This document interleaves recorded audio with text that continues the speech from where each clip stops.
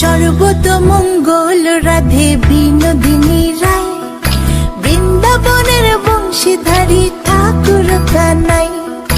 একলা রাতে যমুনাতে জল ভরিতে যায়, পেছনে থেকে কৃষ্ণ তখন আরে আরে চায়।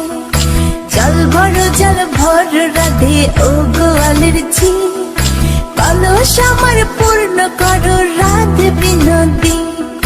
কালো মানিকে হাত পেতেছে চাঁদ ধরিতে চায়, বামনিকে আর হাত বাড়ালে চাঁদের দেখা পায়।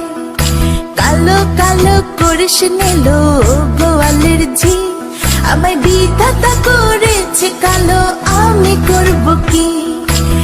এক কালো যমুনার জল সর্বপ্রাণী খায়, আরে কালো আমি কৃষ্ণ সকল রাধে চাই।